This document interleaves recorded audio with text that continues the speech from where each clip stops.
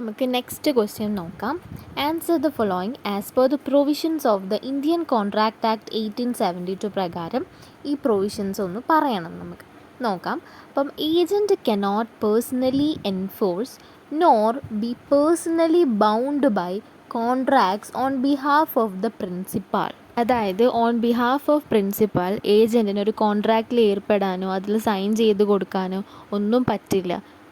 അതിനുള്ള അധികാരമൊന്നും ഏജൻറ്റിന് ഇല്ല എന്നാണ് പറയുന്നത്. പേഴ്സണലി ഇങ്ങനെ എൻഫോഴ്സ് ചെയ്യാനുള്ള അധികാരം പോലും ഏജൻറ്റിന് ഇല്ല അല്ലേ. അതായത് ഒരു കോൺട്രാക്റ്റിൽ ഏർപ്പെട്ട് കഴിഞ്ഞാൽ പേഴ്സണലി നമ്മൾ ലയബിളായിട്ട് മാറും അല്ലേ ശരിക്കും. അതായത് കോർട്ടിൽ നമ്മൾ എന്തായാലും നമ്മൾ എന്തെങ്കിലും റെസ്പോൺസിബിലിറ്റി തെറ്റിച്ച് കഴിഞ്ഞാൽ പേഴ്സണലി നമ്മൾ കോർട്ടിൽ ലയബിൾ ആവും അല്ലേ. പക്ഷേ ഇതുവരെ അങ്ങനെ പ്രിൻസിപ്പാളിൻ്റെ ഓൺ ബിഹാഫായിട്ട് ഒരിക്കലും ഏജൻറ്റ് അങ്ങനെ കോൺട്രാക്റ്റിൽ ഏർപ്പെടുക അങ്ങനെയൊന്നും ചെയ്യില്ല. പക്ഷേ however there are some exceptions to this general rule explain. പക്ഷേ ചില സമയത്ത് ഏജൻറ്റിന് പ്രിൻസിപ്പാളിൻ്റെ ഓൺ ബിഹാഫ് കോൺട്രാക്റ്റിൽ എൻ്റർ ചെയ്യാനും പറ്റും, ആ കോൺട്രാക്റ്റ് എൻഫോഴ്സ് ചെയ്യാനും സാധിക്കും. നമ്മൾ അങ്ങനെ പറഞ്ഞു കൊടുത്താൽ 4 മാർക്കാണ് അവർ നമുക്ക് ഗ്രാൻറ്റ് ചെയ്യുക. അത് കഴിഞ്ഞാൽ state the rights of indemnity holder when SUD. അപ്പം ഇൻഡെമിനിറ്റി കോൺട്രാക്റ്റ് ഓഫ് ഇൻഡെമിനിറ്റി എല്ലാവർക്കും അറിയാമല്ലേ.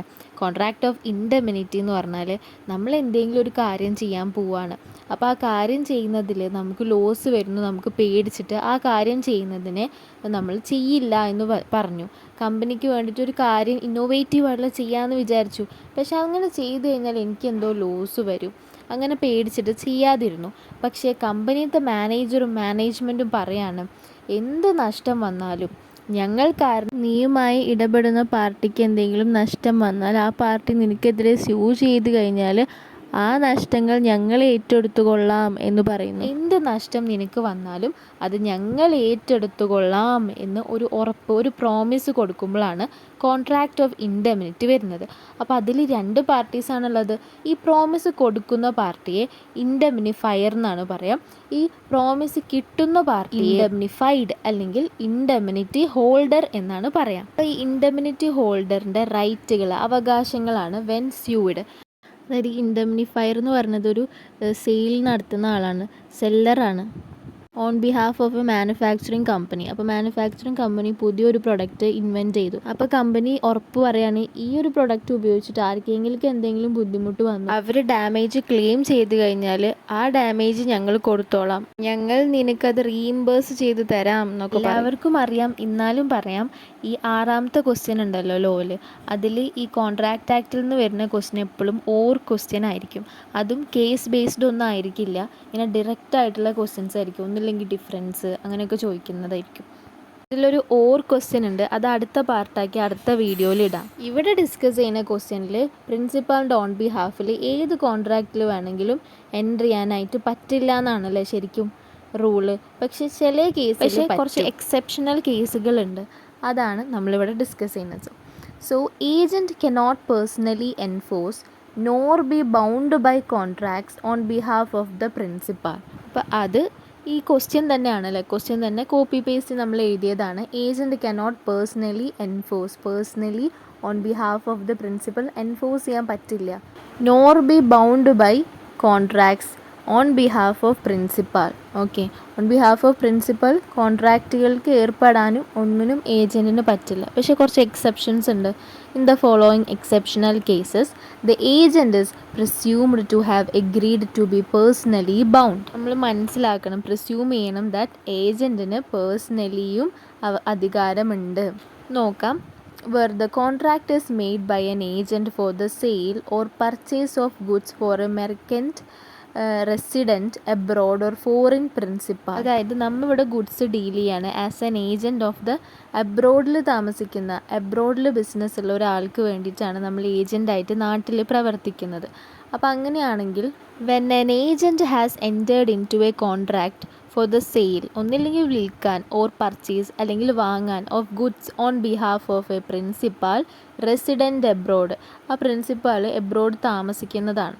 The presumption is that the agent undertakes to be personally liable for the performance of such contract. അപ്പം അങ്ങനത്തെ കോൺട്രാക്റ്റുകൾ ഏറ്റെടുത്ത് ചെയ്യാനായിട്ട് കരാറിലൊക്കെ ഒപ്പിടാനും ഒക്കത്തിനും ആരാണ് പേഴ്സണലി ലയബിൾ ആയിട്ടുള്ളത്? Agent തന്നെയാണ്. ആ ഒരു പ്രോമിസ് പെർഫോം ചെയ്യാനും ഏജൻറ്റ് തന്നെയായിരിക്കും ബാധ്യസ്ഥൻ. അതായത് പൈസ ഇത്രയും ഗുഡ്സ് വാങ്ങിക്കഴിഞ്ഞാൽ പൈസ കൊടുക്കാമെന്നാണ് ഈ കോൺട്രാക്റ്റിലുള്ളതെന്നുണ്ടെങ്കിൽ ആ ഒരു പെർഫോമൻസ് ചെയ്യേണ്ടത്, ആ ഒരു പ്രോമിസ് പെർഫോം ചെയ്യേണ്ടത് ബാധ്യസ്ഥൻ അല്ലെങ്കിൽ ലയബിൾ ആയിട്ടുള്ളത് ആരാണ്? ഈ ഏജൻ്റാണ്. ശ്രദ്ധിക്കണം, എപ്പോഴാണ് നമ്മുടെ പ്രിൻസിപ്പാൾ റെസിഡൻറ്റ് എബ്രോഡ് ആണെങ്കിൽ, ഫോറിൻ റെസിഡൻ്റ് ആണെങ്കിൽ. ഇനി നെക്സ്റ്റ് കേസാണ് where the agent does not disclose the name of his principal or undisclosed principal.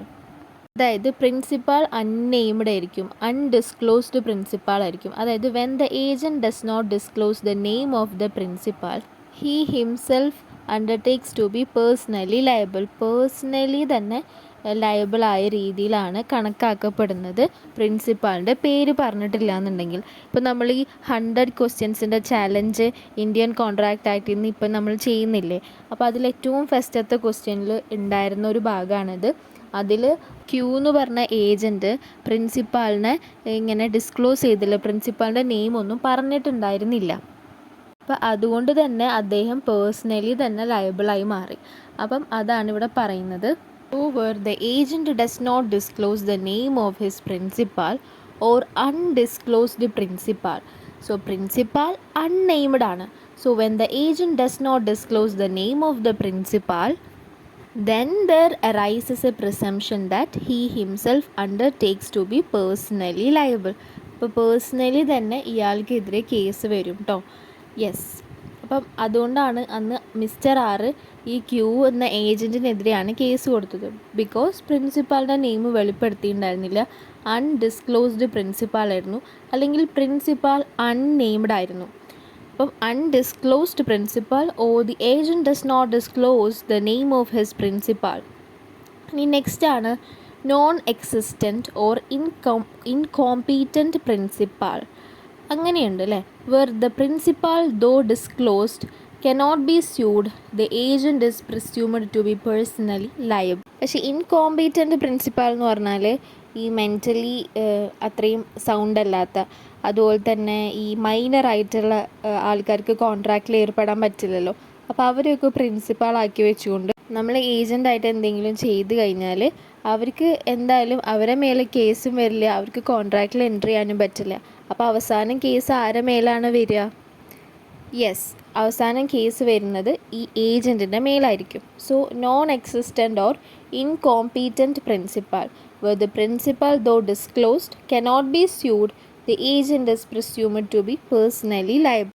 ഈ പേര് വരാൻ കാരണം, നോൺ എക്സിസ്റ്റൻ്റ് എന്ന് പറയാൻ കാരണം ഇവർ ശരിക്കും ഇൻകോമ്പീറ്റൻ്റ് ആണല്ലോ. പ്രിൻസിപ്പാൾ എന്ന് പറഞ്ഞാൽ തന്നെ ആരാണ്? എന്ത് ഏജൻറ്റ് ചെയ്താലും അതിന് ലയബിൾ ആയിട്ടുള്ള ഒരാളാണ്, അല്ലെങ്കിൽ കോൺട്രാക്റ്റിലൊക്കെ ഏർപ്പെടുന്ന ഒരാളാണ്, അങ്ങനത്തെ ആളാണല്ലോ. പക്ഷേ ഇതിനൊന്നിനും കഴിവില്ലാത്ത ഒരാളാണെങ്കിൽ ആളെ പ്രിൻസിപ്പാൾ എന്ന് പറയുന്നതിലൊരു അർത്ഥമില്ലല്ലോ. അതുകൊണ്ടാണ് നോൺ എക്സിസ്റ്റൻ്റ് എന്ന് പറയുന്നത്. ശരിക്കും ഇൻകോമ്പീറ്റൻ്റ് ആണല്ലേ. സോ നോൺ എക്സിസ്റ്റൻ്റ് എന്നും ഒരു വേർഡ് ഉപയോഗിക്കാം നമുക്ക്. ഒന്നില്ലെങ്കിൽ നോൺ എക്സിസ്റ്റൻ്റ് എന്ന് പറയാം, കാരണം അതൊരു പ്രിൻസിപ്പാൾ അല്ലല്ലോ.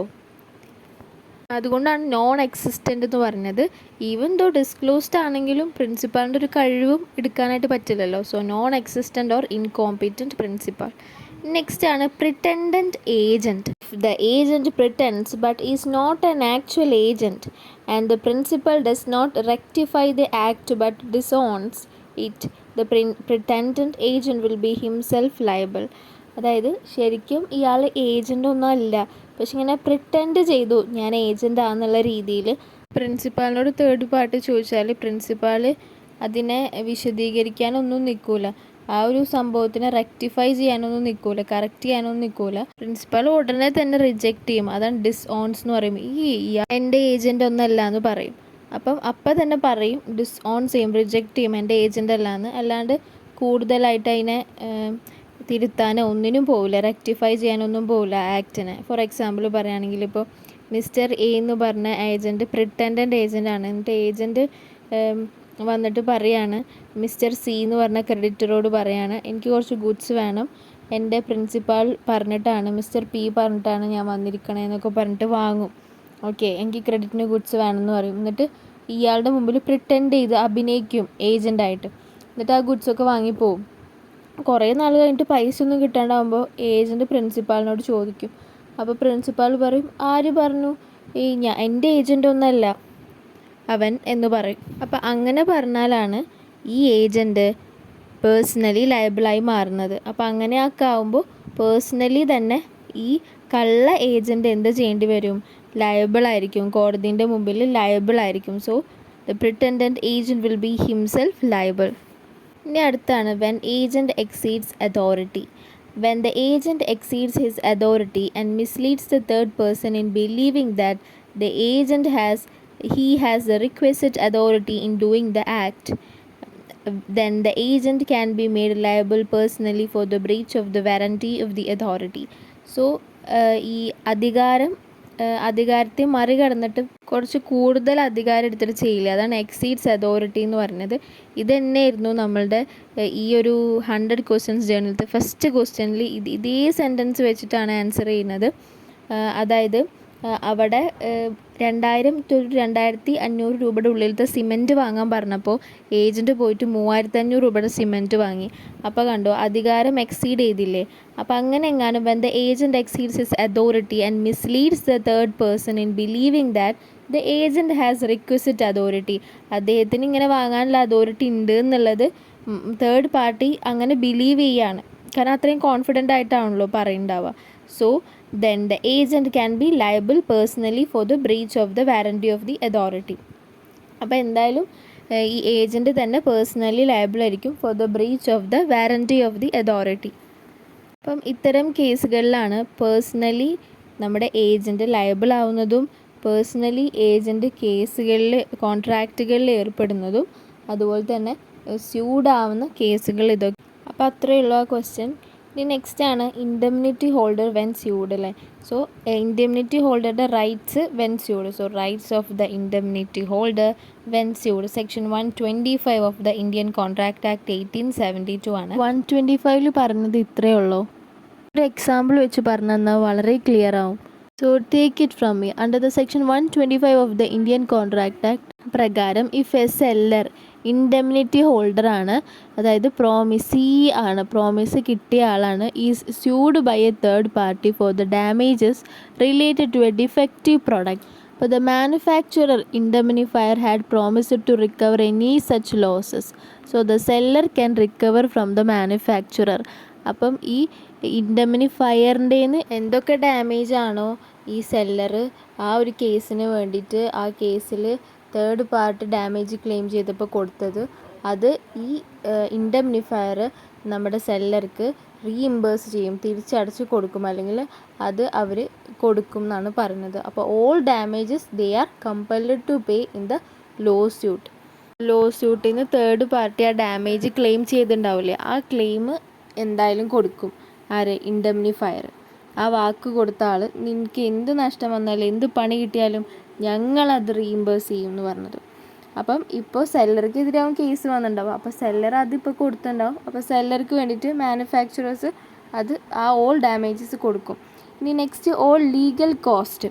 ഇപ്പോൾ എന്തായാലും കോടതിയിൽ നമുക്ക് നേരിട്ട് പോയി കേസ് വാദിക്കാനൊന്നും പറ്റില്ല അല്ലേ, ലോയറിനെ വിളിക്കണം. അപ്പോൾ ലോയർക്ക് എന്തായാലും ഫീസ് കൊടുക്കണം. ആ ഫീസും ആര്? All legal cost of the സ്യൂട്ടും ആര് റീഇംബേഴ്സ് ചെയ്യും, ആര് തിരിച്ചു കൊടുക്കും? മാനുഫാക്ചറേഴ്സ് കൊടുക്കും.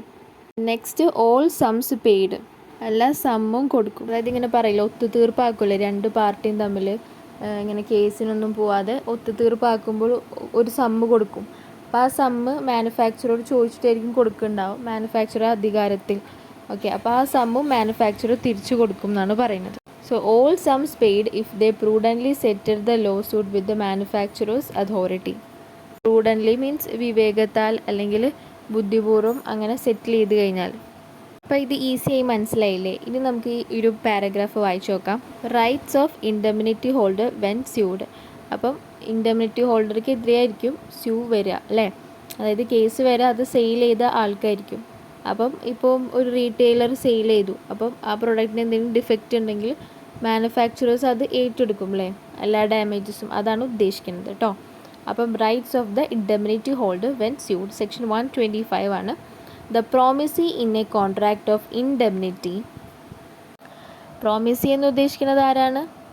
ഇൻഡെംനിറ്റി ഹോൾഡറാണ്. Acting within the scope of his authority is entitled to recover from the promisor or indemnifier all damages which he may be compelled to pay in any suit. കണ്ടോ, എല്ലാ ഡാമേജസും compelled to pay in any suit. അതായത് ആ third പാർട്ടിക്ക് എന്തെങ്കിലും loss വന്നു കഴിഞ്ഞാൽ അതിന് ഡാമേജ് അവർ ക്ലെയിം ചെയ്യില്ലേ, അത് ആദ്യം ഇൻഡെംനിറ്റി ഹോൾഡർ ആയിരിക്കും അടച്ചിട്ടുണ്ടാവുക, അത് ഈ മാനുഫാക്ചറേഴ്സ് കൊടുക്കും. അപ്പോൾ ആ ഒരു ഫ്രേസ് മാർക്ക് ചെയ്തത് ഓൾ ഡാമേജസ്. പിന്നെ all cost which he may have been compelled to pay in bringing or defending the suit. അപ്പം ഒന്നില്ലെങ്കിൽ സ്യൂട്ട് കൊണ്ടുവരാൻ വേണ്ടിയിട്ട് അല്ലെങ്കിൽ സ്യൂട്ടിനെ എതിർക്കാൻ വേണ്ടിയിട്ട് എതിർകക്ഷിയായിട്ട് നിൽക്കാൻ വേണ്ടിയിട്ട് ലോയറിനെ നിയമിക്കണം. അപ്പോൾ ലോയർക്ക് കോസ്റ്റ് കൊടുക്കണം. So all cost which he may have been compelled to pay in bringing or defending the suit. പിന്നെ all sums which he may have paid under the terms of any compromise of suit. കണ്ടോ, എല്ലാ സമ്മുകളും which he may have paid എപ്പോൾ?